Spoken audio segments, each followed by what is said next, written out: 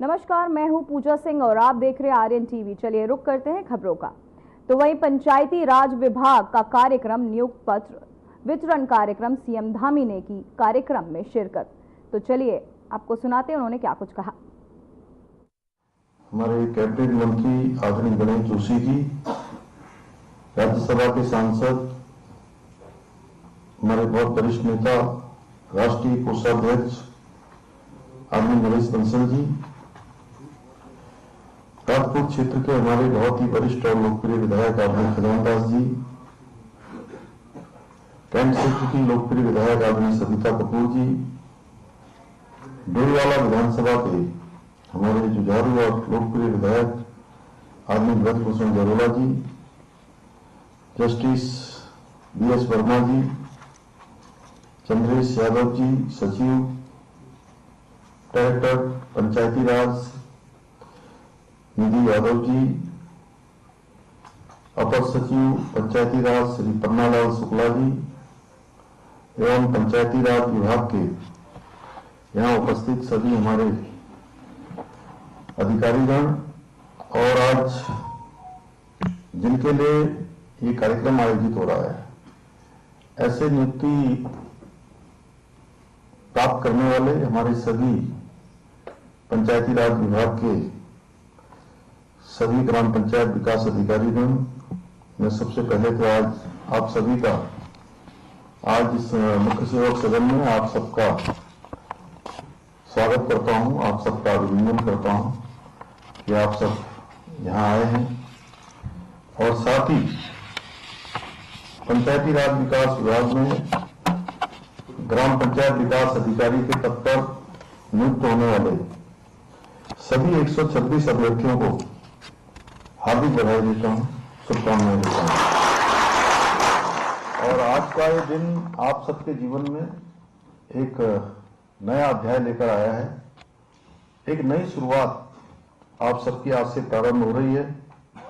आज से आप सभी लोग लोकतंत्र की सबसे महत्वपूर्ण इकाई ग्राम पंचायत के अभिन्न अंग बनकर सभी गांवों पे समग्र विकास को सुनिश्चित करने की दिशा में कार्य करेंगे। साथियों, राज्य सरकार अपने स्तर से चाहे कितनी भी योजनाएं संचालित कर ले, परंतु कोई भी राज्य तब तक उन्नति नहीं कर सकता जब तक उस राज्य की जो हमारी ग्राम इकाई है, ग्राम इकाई हर प्रकार से समृद्ध न हो, जब तक वो विकसित न हो, हर प्रकार से आत्मनिर्भर न हो, जब तक वहां पर सभी प्रकार के साधन और संसाधन और सरकार की संचालित योजनाएं अंतिम छोर में खड़े हुए व्यक्ति तक न पहुंचे। गांव के विकास में एक ग्राम पंचायत विकास अधिकारी की जो भूमिका है वो बहुत ही महत्वपूर्ण भूमिका है, अत्यंत महत्वपूर्ण है। और इस पद पर नियुक्त होकर आप लोग न केवल ग्राम पंचायतों के विकास के लिए बहुत सी नई योजनाओं की रूपरेखा तय करेंगे, बल्कि उनका क्रियान्वयन भी पारदर्शी तरीके से हो सके, यह भी आप सब सुनिश्चित करेंगे। मैं देख रहा हूं कि आप सब लोग बड़ी संख्या में यहां आए हैं और कुछ हमारे अभिभावकगण भी आए हैं। उनके चेहरे पर भी आज आपकी सफलता की प्रसन्नता साफ यहां से दिखाई दे रही है। उनका प्रसन्न होना स्वाभाविक है, क्योंकि किसी परिवार का कोई बेटा या बेटी जब सरकारी नौकरी की तैयारी करते हैं या किसी भी परीक्षा की तैयारी करते हैं तो वो स्वयं अकेले तैयारी नहीं करते हैं, उनका परिवार भी, उनके अभिभावकगण भी साथ साथ ही तैयारी कर रहे होते हैं। वो भी मेहनत करते हैं, क्योंकि मैं भी आप जैसे एक सामान्य परिवार से आता हूं और मैंने ये सब जीवन में देखा है, इसलिए अच्छी तरह से इस बात को समझता हूं किस प्रकार अभिभावक अपने बच्चों को सफल बनाने में, बेटा बेटी को सफल बनाने में किस प्रकार से अपना सर्वस्व लगाते हैं। अपना सब कुछ समर्पण करते हैं, समय भी लगाते हैं, भगवान से प्रार्थना भी करते हैं, और उनके पास जितने संसाधन होते हैं, जो पूंजी होती है, वो पूंजी से लेकर सभी व्यवस्थाएं अपने बच्चों के लिए करते हैं। भाइयों बहनों, पहले भी परीक्षाएं होती थी, हमारे भाई बहन बेटे बेटियां दिन रात मेहनत करके भर्ती परीक्षाओं की तैयारी करते थे। तो वहीं प्रयागराज में महाकुंभ मेले का समापन हो चुका है। महाकुंभ मेले का समापन में मुख्यमंत्री पुष्कर सिंह धामी ने सोशल मीडिया एक्स पर ट्वीट किया। सीएम धामी ने लिखा, राष्ट्रीय चेतना के अद्वितीय प्रतीक और सनातन धर्म की गहन आस्था के केंद्र पवित्र प्रयागराज महाकुंभ पर भारत के यशस्वी प्रधानमंत्री आदरणीय नरेंद्र मोदी जी के प्रेरणादायक विचार।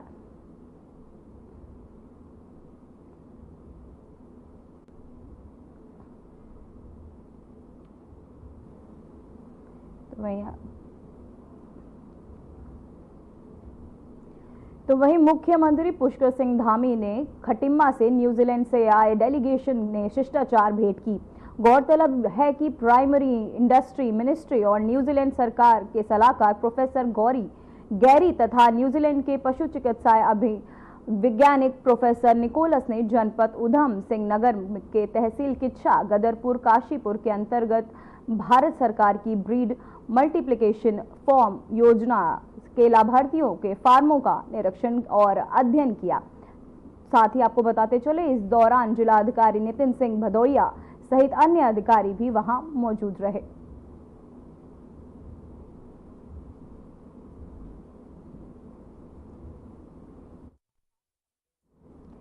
तो वहीं योग की वैश्विक राजधानी के रूप में पहचाने जाने वाले ऋषिकेश में 7 दिवसीय अंतर्राष्ट्रीय योग महोत्सव आयोजित होने जा रहा है, जो 1 मार्च से 7 मार्च तक आयोजित होगा। GMVM के प्रबंध निर्देशक विशाल मिश्रा के मुताबिक अंतर्राष्ट्रीय योग महोत्सव ऋषिकेश के गंगा रिजॉर्ट में आयोजित होगा, जिसका उद्घाटन मुख्यमंत्री पुष्कर सिंह धामी करेंगे।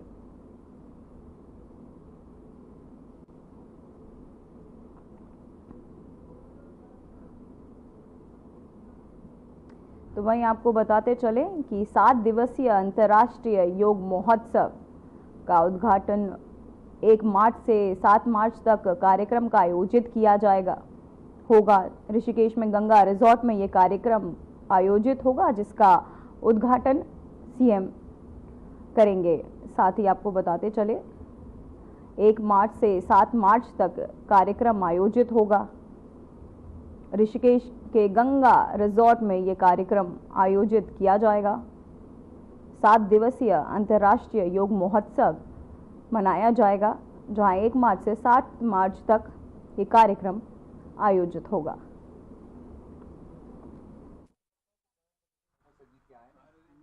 मनाया जा रहा है योग दिवस, और उसके लिए हमारी तैयारियां ये हैं कि ऋषिकेश के अंदर ये आयोजित होगा, और इसके लिए अच्छे हमारे जो योग के जो अलग अलग विधाओं के जो शिक्षक हैं, योगाचार्य हैं, उनको हमने आमंत्रित किया है कि अपनी अपनी पद्धति को जनता के आगे रखें और सिखाएं।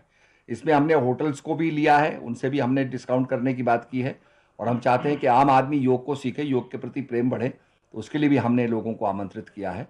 और मैं समझता हूँ कि बड़े अच्छे रूप से ये योग का जो उत्सव है पूरा होगा, और जो लोगों के जानकारी बढ़ाएगा योग के प्रति, और योग करेंगे तो निरोग रहेंगे।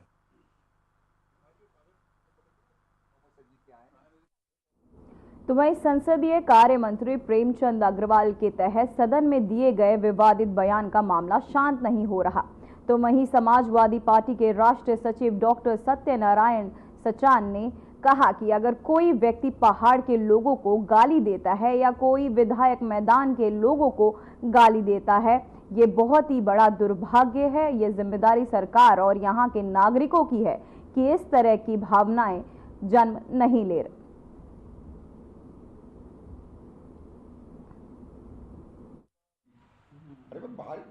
मैं यही कह रहा हूं, ये दुर्भाग्य है कि अगर कोई व्यक्ति पहाड़ के लोगों को गाली देता है या कोई भी विधायक मैदान के लोगों को गाली देता है, ये बहुत बड़ा दुर्भाग्यपूर्ण है। और जिम्मेदारी किसकी है? जिम्मेदारी सरकारों की है। जिम्मेदारी यहाँ के नागरिकों की है कि इस तरीके की भावना अल्टीमेटली जन्म क्यों ले रही है। आप इसका विश्लेषण के लीजिए। और जन्म इस वजह से ले रही है कि आप मूल निवास की बात करते हैं, आप भू कानून की बात करते हैं। भू कानून की जब बात करते हैं तो ये इसके पीछे जड़ है। दूसरे प्रांतों में रह रहा है, उसका क्या दोनों उसके लिए आज मैंने देखा। तो वहीं बाबा केदारनाथ के भक्तों के लिए बड़ी खुशखबरी है। महाशिवरात्रि के शुभ अवसर पर मंदिर के कपाट खोलने की तारीख घोषित कर दी गई है। इस साल 2 मई से केदारनाथ धाम के कपाट सुबह 7 बजे खुलेंगे। साथ ही 4 धाम यात्रा की भी शुरुआत की जाएगी। तो वहीं बीजेपी प्रदेश प्रवक्ता आपको बताते चले कि बीजेपी के प्रदेश प्रवक्ता सुनीता विद्यार्थी का कहना है कि 4 धाम यात्रा के लिए प्रशासनिक तैयारी तेज से चल रही है। उन्होंने कहा कि पिछले वर्ष का श्रद्धालुओं के 4 धाम आने का रिकॉर्ड इस बार पार हो सके, इसके लिए बेहतर सुविधाएं श्रद्धालुओं को सरकार के तहत दी जाएंगी।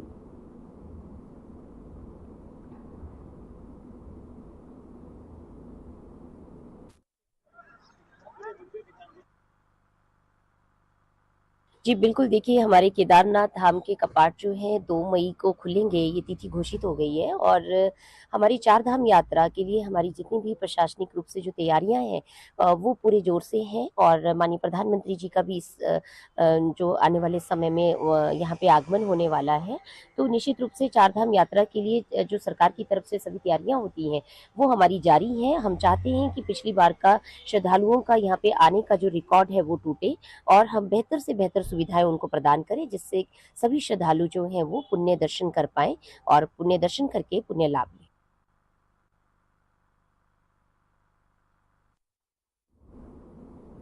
तो वहीं बीजेपी संगठन चुनाव को लेकर पदाधिकारियों की नियुक्ति शुरू हो गई है। ऐसे में बीजेपी ने 11 मंडल अध्यक्षों की सूची जारी की है, जिसमें से पहले चरण में बीजेपी के दून महानगर के 11 मंडल के अध्यक्ष घोषित किए गए हैं। तो वहीं बीजेपी प्रदेश प्रवक्ता सुनीता विद्यार्थी का कहना है कि बीजेपी में संगठनात्मक चुनाव होते हैं और मंडल अध्यक्ष घोषित कर दिए हैं, जिसके बाद अब जिला अध्यक्षों की प्रक्रिया गतिमान है। जल्द ही जिला अध्यक्षों की सूची अन्य जिलों से आने के बाद सभी जिलों में जिला अध्यक्षों को नियुक्ति कर देगी।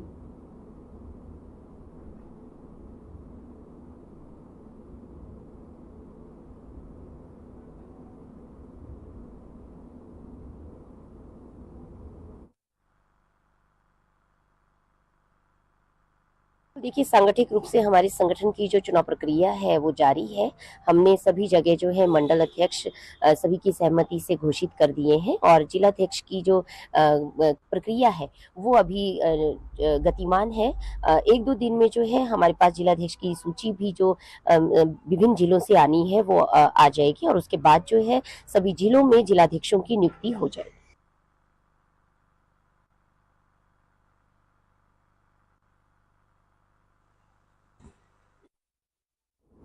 तो वहीं मंगलौर में विधायक काजी निजामुद्दीन के आवास पर नेता प्रतिपक्ष यशपाल आर्य पहुंचे, जहां उन्होंने उत्तराखंड सरकार पर निशाना साधते हुए कहा कि सरकार भले ही यूसीसी को लेकर वाही लूटने में काम कर रही हो, पर अगर सच में देखा जाए यूसीसी उत्तराखंड की संस्कृति के विपरीत है। उत्तराखंड के लोगों पर जबरदस्ती थोपा हुआ कानून सनातन धर्म के अनुकूल नहीं कहा जा सकता। उन्होंने ये भी कहा कि ये कानून उत्तराखंड की नहीं बल्कि पूरे देश के लिए गलत है।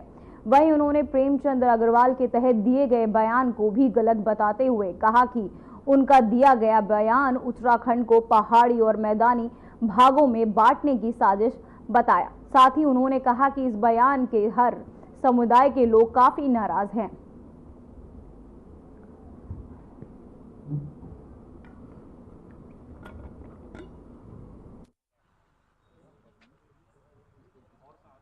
सनातन धर्म का अपमान है, पूरा देश देख रहा है। और किसी भी मुल्क में दुनिया में इस तरह का कानून नहीं है जो इन्होंने देवभूमि उत्तराखंड कहते हैं, सनातन धर्म की बात करते हैं, यहाँ लागू किया है। इसमें काफी खामियां हैं और ये भी इसमें स्पष्ट उल्लेख है कि जो लिव इन रिलेशन में रहेंगे, वह व्यक्ति अगर रिश्ते तोड़ता है तो उसकी जो युवती है उसका अगर पुत्र पैदा होगा, पुत्री पैदा होगी, औलाद होगी, उसकी देख रेख सारा वो करेगी।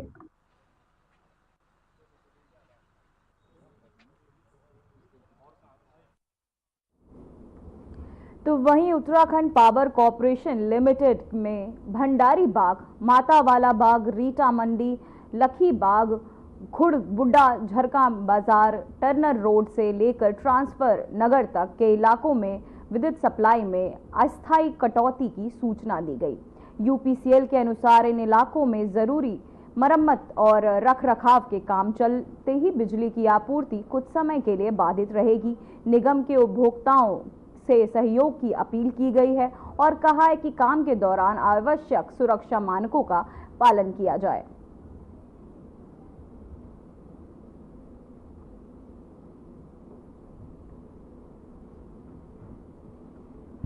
तो वहीं उत्तराखंड में आज भी बारिश और बर्फबारी का दौर जारी है। वहीं मैदानी इलाकों में हल्की सी मध्यम बारिश हो रही है, तो वहीं पहाड़ी बर्फ से ढकी हुई नजर आ रही है।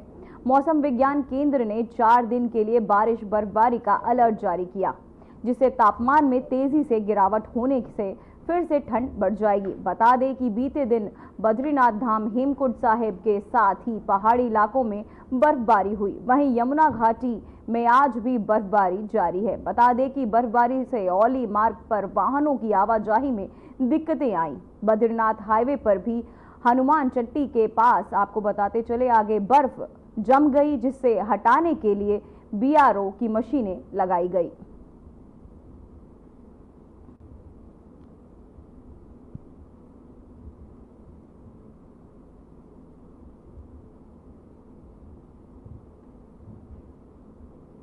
तो वहीं बसंत विहार क्षेत्र में हुई लाखों की चोरी की घटना का दून पुलिस ने खुलासा कर लिया है।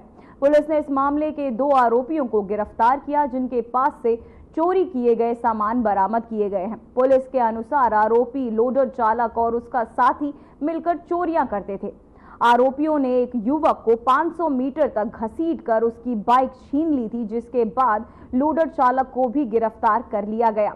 पुलिस ने बताया कि आरोपियों के खिलाफ विभिन्न धाराओं में मामला दर्ज कर लिया गया है और पूछताछ जारी है। तो वहीं पुलिस का कहना है कि आरोपियों से और भी चोरी के मामले सामने आ सकते हैं, जिसके लिए जांच की जा रही है। पुलिस ने जनता से अपील की है कि ऐसे अपराधों की सूचना तुरंत पुलिस को दे, ताकि अपराधियों को कड़ी से कड़ी सजा दी जा सके।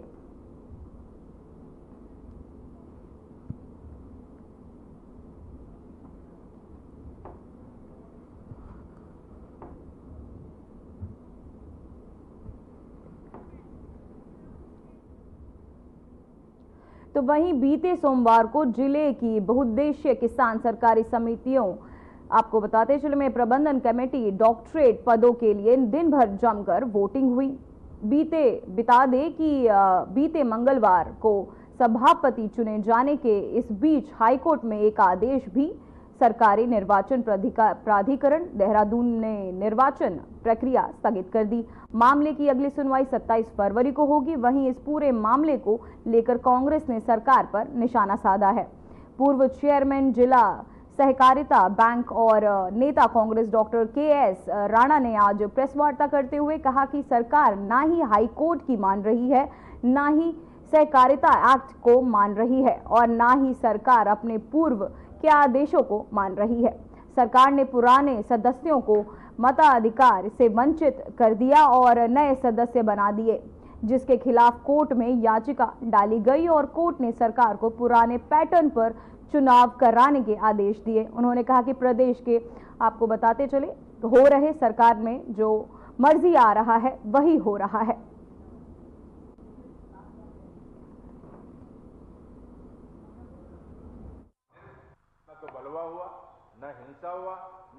नहीं, हाई कोर्ट में जो मामला चल रहा है वो तो अपनी जगह है। हमारा तो आज का प्रेस का जो असली मकसद था वो ये था कि सरकार जो है न तो हाई कोर्ट की मान रही है, न सरकार जो है जो कॉर्पोरेटिव एक्ट है जो सहकारी समिति अधिनियम है न उसकी मान रही है और न सरकार अपने ही पुराने आदेशों की मान रही है, उनको भी समय समय पर बदल रही है। हमारा ये कहना है कि हाई कोर्ट ने इनको स्पष्ट निर्देश दिया कि आप समय से चुनाव क्यों नहीं कराते हैं, आप चुनाव कराइए। 1-1.5 साल हो गया, आप चुनाव क्यों नहीं करा रहे। जब इन्होंने चुनाव कराना शुरू किया तो उसमें फिर इनका षड्यंत्रकारी दिमाग जो है वो उजागर हो गया। कोर्ट में दे दिया प्रोग्राम, सूचना आती है कि 25 तारीख का चुनाव, फिर न तो बलवा हुआ न हिंसा हुआ। तो वही राज्य सरकार ने त्योहारी सीजन को देखते हुए मिलावटखोरों के खिलाफ प्रदेश भर में व्यापक अभियान चलाने के निर्देश दिए हैं। खाद्य संरचना एवं औषधि नियंत्रण प्रशासन के आयुक्त डॉक्टर आर राजेश कुमार ने बताया कि मुख्यमंत्री पुष्कर सिंह धामी और स्वास्थ्य मंत्री डॉक्टर धन सिंह रावत ने निर्देशों पर खाद्य संरक्षण एवं औषधि नियंत्रण प्रशासन होली त्योहार के दौरान मिलावटी उत्पादन बेचने वालों के खिलाफ कड़ी कार्रवाई करेगा। प्रशासन ने मिलावटखोरों से निपटने के लिए छापेमार दस्तों और संचल वाहन टीमों का गठन किया है। तो आपको बताते चले, सचल वाहन टीमों का गठन किया गया। वहीं स्वास्थ्य सचिव डॉक्टर आर राजेश कुमार का कहना है कि विभाग की प्राथमिकता आम लोगों को गुणवत्तापूर्वक और मिलावट रहित उत्पादन उपलब्ध कराना है।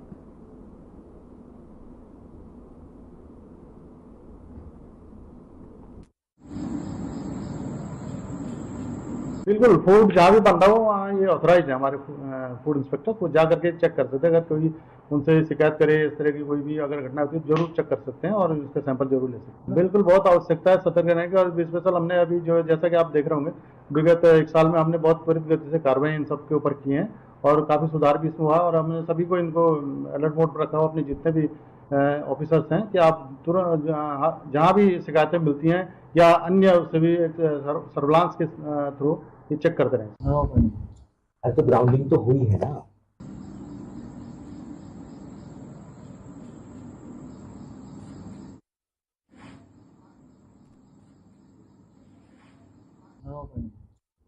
तो वहीं मिलावटखोरों के खिलाफ सरकार अब एक्शन मोड में। सीएम धामी स्वास्थ्य मंत्री ने दिए ये निर्देश। होली जैसे त्योहारों को देखते हुए मिलावटखोरों के खिलाफ सरकार शिकंजा कसने के मूड में। अब मिलावटखोरों के खिलाफ सरकार का ये एक्शन, सीएम धामी स्वास्थ्य मंत्री ने ये कड़े निर्देश दिए ताकि मिलावटखोरों के खिलाफ कार्यवाही की जाएगी। त्योहारी का सीजन देखते हुए ये एक्शन सरकार ले रही है।